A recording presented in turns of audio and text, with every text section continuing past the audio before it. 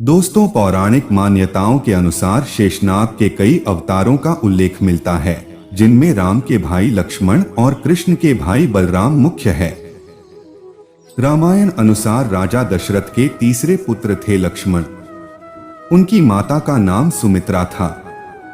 अपने जन्म के तुरंत बाद लक्ष्मण तब तक रोते रहे जब तक उन्हें राम के बगल में नहीं रखा गया।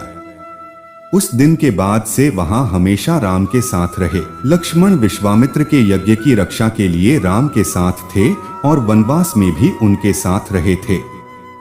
उनकी भक्ति ऐसी थी कि उन्होंने अपनी पत्नी को अपने साथ जंगल में ले जाने से मना कर दिया। वहीं लक्ष्मण ने 14 साल तक सोने से भी इनकार कर दिया ताकि वह दिन रात अपने भाई की सेवा कर सकें। लक्ष्मण के लिए राम जी माता, पिता, गुरु, भाई सब कुछ थे और उनकी आज्ञा का पालन ही इनका मुख्य धर्म था। वे उनके साथ सदा छाया की तरह रहते थे। भगवान श्री राम के प्रति किसी के भी अपमानसूचक शब्द को लक्ष्मण कभी बर्दाश्त नहीं करते थे। वास्तव में लक्ष्मण का राम के वनवास से भी अधिक महान है। 14 वर्ष पत्नी से दूर रहकर उन्होंने केवल राम की सेवा को ही अपने जीवन का ध्येय बनाया। रामायण के अभी इतने रहस्य अनजाने हैं जिसकी कल्पना करना भी हमारे लिए मुश्किल होता है। रामायण एक अथाह सागर की भांति है जिसमें डुबकी लगाने पर भी इसकी गहराई का अंदाजा नहीं लगाया जा सकता। रामायण की घटनाओं का अलग अलग तरीके से व्याख्यान किया गया है। रामायण के कुछ विशेष पात्रों अथवा चरित्रों की बात तो सभी करते हैं, लेकिन एक ऐसा भी पात्र है जिसकी चर्चा शायद ही कहीं मिलती है। आज हम बात कर रहे हैं लक्ष्मण की पत्नी देवी उर्मिला की। लोगों का मानना है कि रामायण में उर्मिला के त्याग, सेवा, प्रेम और निस्वार्थ भक्ति को कम आंका गया है।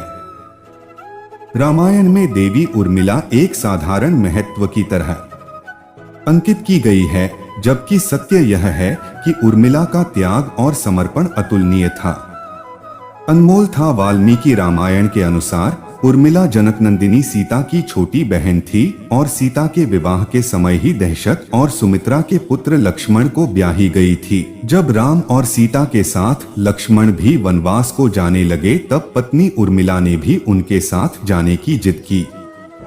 उर्मिला ने बहुत मिन्नतें की, वो अपने पति की सेवा करना चाहती है, पति के हर दुख और सुख की साथी बनना चाहती है। पर लक्ष्मण जी ने कर्तव्य और धर्म की दुहाई देकर देवी उर्मिला को वन जाने से रोक दिया। लक्ष्मण ने उन्हें यह कहकर मना कर दिया कि अयोध्या के राज्य को और माताओं को उनकी आवश्यकता है। उर्मिला के लिए यह बहुत कठिन समय था। ऐसे में जबकि वहां नववधू थी और उसके दाम्पत्य जीवन की तो अभी शुरुआत ही हुई थी। लक्ष्मण के वनवास जाने के बाद उर्मिला के पिता अयोध्या आए और उर्मिला को मायके चलने का अनुरोध करने लगे ताकि मां और सखियों के सानिध्य में उर्मिला का पति वियोग का दुख कुछ कम हो सके। परंतु उर्मिला ने अपने मायके मिथिला जाने से इनकार करते हुए कहा कि पति की आज्ञा अनुसार पति के परिजनों के साथ रहना और दुख में उनका साथ न छोड़ना ही अब उसका धर्म है। यहाँ उर्मिला का अखंड पतिव्रता धर्म था। जब लक्ष्मण जा रहे थे तब इस सबसे विकट क्षणों में भी उर्मिला आंसू न बहा सकी, क्योंकि उनके पति लक्ष्मण ने उनसे एक और वचन लिया था कि वह कभी आंसू न बहाएंगी, क्योंकि अगर वह अपने दुख में डूबी रहेंगी तो परिजनों का ख्याल नहीं रख पाएंगी। लेकिन अब सवाल यह उठता है कि लक्ष्मण अपनी पत्नी उर्मिला से 14 वर्ष तक दूर रहे तो उर्मिला ने इस दौरान क्या किया? इस संबंध में मान्यता पर आधारित एक कथा पढ़ने को मिलती है। इस कथा का वर्णन रामचरितमानस आदि में नहीं मिलता है। वन में पहली रात लक्ष्मण जागते रहे जबकि राम और सीता सो गए। तभी नींद की देवी निद्रा उनके पास पहुंची। उन्होंने देवी से 14 साल के लिए अकेला छोड़ने की भीख मांगी ताकि वह रात दिन अपने भाई और भाभी की रखवाली कर सके। देवी उनकी भक्ति से प्रभावित होकर सहमत हो गई। लेकिन प्रकृति के नियम की मांग थी कि लक्ष्मण के हिस्से की नींद का बोझ कोई और उठाए। लक्ष्मण ने कहा कि मेरी पत्नी उर्मिला के पास जाओ और उसे इस स्थिति से अवगत कराओ। देवी निद्रा उर्मिला के पास गई। उर्मिला ने सिर झुकाकर उत्तर दिया कि मेरे पति के हिस्से की नींद मुझे 14 साल तक दो ताकि वह बिना किसी थकान के पूरे समय जाग सके। इसके बाद उर्मिला 14 साल रात दिन सोती रहीं, जबकि उनके पति राम और सीता की सेवा में जागते रहे।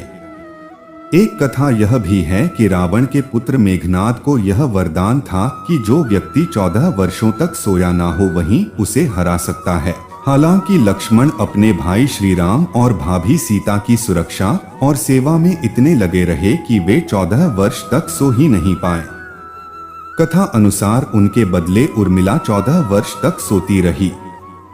यह कोई कल्पना कर सकता है कि अपने पति को 14 वर्षों के लिए अपने से दूर जाने देना और उसकी विदाई पर आंसू भी ना बहाना किसी नवविवाहिता के लिए कितना कष्टकारी हो सकता है। कितना हृदय विदारक पल था वहां जब परम पूजनीय महाराज दशरथ स्वर्ग सिधार गए पर वचन के सम्मान रखने के लिए उर्मिला तब भी ना रोई।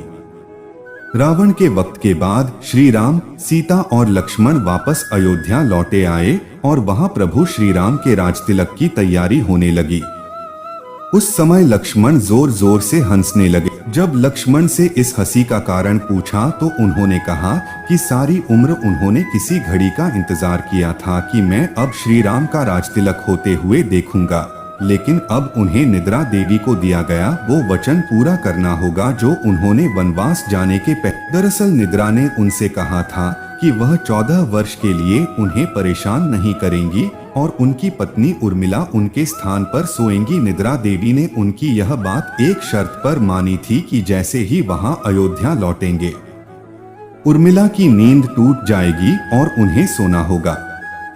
लक्ष्मण इस बात पर हंस रहे थे कि अब उन्हें सोना होगा और वह राम का राजतिलक नहीं देख पाएंगे।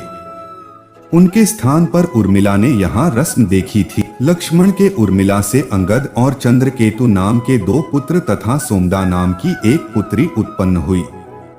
अंगद ने नदियापुरी तथा चंद्र के गुने चंद्रकांतापुरी की स्थापना की थी। उर्मिला के पति व्रत का बल। एक अन्य कथा अनुसार लक्ष्मण की विजय का मुख्य कारण उर्मिला का पतिव्रता था।